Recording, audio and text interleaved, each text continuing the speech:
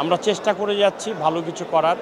এই যুদ্ধ চলবেই। ওর চাইতে অল্প বয়সে কেউ লেখা শুরু করে নাই। যারাই পাশ করবে কোনো অসুবিধে নাই। গত 2 বছর খুব বাজে অবস্থায় গিয়েছে ডিরেক্টরস গিল্ড। আমি বিশ্বের যে কোনো প্রান্তে কাজ করতে পারি, সেই সম্ভাবনা তৈরি হয়েছে। বিগত দিনে কাজ হয়েছে কিন্তু স্লো হয়েছে। জায়গা বড় হলে যেটা কাজ করার সুযোগটা হয় তখন মান টাইম নিবারে যায়। আমি তো মনে করি গল্পের প্রয়োজনে আর্টিস্ট। আমি তো ভোটার হিসেবে ভোট দিতে আসছি, কিন্তু রাশেদা আক্তার লাজুক সম্পর্কে আমরা স্বামী স্ত্রী।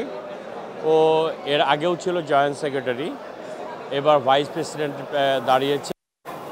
আশা করি অনেক ভোটে সে জিতবে। সে অনেক জনপ্রিয়, অনেক মানবিক মানুষ, অনেক কোয়ালিটি সম্পন্ন ডিরেক্টর। আজ পর্যন্ত সে কোয়ালিটির সাথে কম্প্রোমাইজ করে কোনো কাজ করেনি।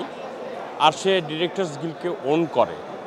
সে ভালো কিছু করতে চায় মিডিয়ার জন্য, চলচ্চিত্রের জন্য, কারণ আমাদের পুরো পরিবার তো এই কাজটাই করি আমরা। সংস্কৃতি চর্চা, সংস্কৃতি সেবা ছাড়া তো আমাদের জীবনে আর কিছু নাই। যেমন আমার বাবা, আমার ছোট ভাই, আমার স্ত্রী, আমি। তো আমাদের দ্বারা ভালো কিছুই হবে। আমরা চেষ্টা করে যাচ্ছি ভালো কিছু করার। এই যুদ্ধ চলবেই। লাজুক শুধু ডিরেক্টর না, লাজুক রাইটার, নাট্যকার। বাংলাদেশে নারী লেখকদের মধ্যে ওর চেয়েতে বেশি নাটক কেউ লেখেনি এবং ওর চাইতে অল্প বয়সে কেউ লেখা শুরু করেনি। হ্যাঁ, তো আজকে নির্বাচনের পরিবেশ অনেক সুন্দর পরিবেশ, উৎসবমুখর পরিবেশ। যেই পাশ করবে, যারাই পাশ করবে কোনো অসুবিধে নাই। ভোটাররা তাদের পছন্দ মতো ভোট দিবে। আমরা সবার সাথেই কাজ করতে পারবো, সেই মানসিকতা আমাদের আছে। হ্যাঁ, দাবি দাওয়াগুলো আসলে তখনই আসে আমরা যারা ফিল্ডে কাজ করি, ডিরেক্টররা আমাদের সমস্যাগুলো নিয়েই তাদের কাজ করার কথা, এবং তাই করে ডিরেক্টরস গিল্ড বরাবর। তো আমি এইবার খুব বেশি প্রত্যাশী যে গত 2 বছর খুব বাজে অবস্থায় গিয়েছে ডিরেক্টরস গিল্ড। এবার আশা রাখি আমরা যে সকল সমস্যার মুখোমুখি হই সেই সমস্যাগুলো ধরে যে কমিটি আসুক 21 জনের, তারা এগুলো বিবেচনায় নিয়ে কাজ করবেন এবং ডিরেক্টরস গিল্ডকে একটা জাতীয় স্বীকৃতি, আন্তর্জাতিক পর্যায়ে পৃথিবীর বিভিন্ন দেশে গিল্ডের সাথে সমন্বয়করণ করে কাজ করবে। কারণ যেহেতু এখন অনলাইন চলে আসছে, বিশ্বে এখন আর নির্দিষ্ট করা নাই যে আমাকে শুধু বাংলাদেশেই কাজ করতে হবে, এখানেই কাজ করতে হবে। আমি বিশ্বের যে কোনো প্রান্তে কাজ করতে পারি, সেই সম্ভাবনা তৈরি হয়েছে। আশা করি ডিরেক্টরস গিল্ড সেই ভূমিকাটা রাখবেন। খুবই ভালো লাগতেছে, আনন্দ লাগতেছে। একটা মিলন মেলা হইলো, দেখতে ভালো লাগতেছে। আশা কার হচ্ছে 15 ডিরেক্টর গিল্ডের ইলেকশন।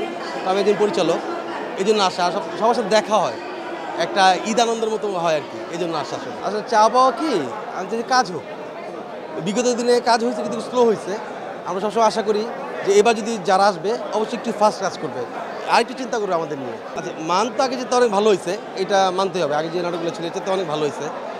আর শিল্পীদের মান বলতে শিল্পীরা তো ভালোই করতেছে, এবং জায়গা বড় হলে যেটা কাজ করার সুযোগটা হয় তখন মান টাইম নিবারে যায়। ঈদে বানাচ্ছি, হুসেনের গল্প নামে একটা বানাচ্ছি, চলবদলি জানে বানাচ্ছি, একটা জিয়াউল হক পলাশকে নিয়ে বানাচ্ছি, আরেকটা হচ্ছে জোমানকে নিয়ে বানাচ্ছি।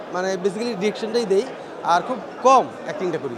পার্থক্য তো বিশাল, কারণ ওই সময় যেটা হইতো একটা কাজে আমি বললে আবার মানুষ রাগ করতে পারে, এর কাজে আমাদের খুব এফোর্ট দিতে হইতো, ওটা নিয়ে অনেক লেখাপড়া করতে হইতো, ওটা নিয়ে অনেক ভাবতে হইতো, অনেক কিছু করতে হইতো। এখন যেটা হয় যে একটা স্ক্রিপ্ট পাওয়া যায় ওইটা নিয়ে করে ফেলতে হয়। আগে যেমন স্ক্রিপ্টটা নিয়ে অনেক আলোচনা হইতো, ডিরেক্টরের সাথে আর্টিস্টরা বসে একটা মিলন মেলা হইতো, ওই দিকে কিছু একটা বের হইতো। এখন স্ক্রিপ্টটাই থাকে, ওইটাই বলতে হয়। না, আমি তো মনে করি গল্পের প্রয়োজনে আর্টিস্ট না, আমার গল্পের জায়গায় যাবে তারে আমি নিব। ভিউ চিন্তা করলে আসলে গল্পটা নষ্ট হয়ে যাবে। অবশ্যই করা উচিত, গ্রামীণ পটভূমিতে নাটক করা উচিত। যেমন লাভলু ভাই করতেন, আমি চাই লাভলু ভাই নাটক দিয়ে বড় হয়েছি, হুমায়ুন স্যার করতেন। তো গ্রামীণ পটভূমি করা উচিত, যদিও আমি করতে পারি না, কারণ আমি গ্রামটা আসলে ভাই দেখি নাই। আমি পুরান ঢাকার ছেলে, আমি ঢাকা বেশি দেখছি, এই জন্য।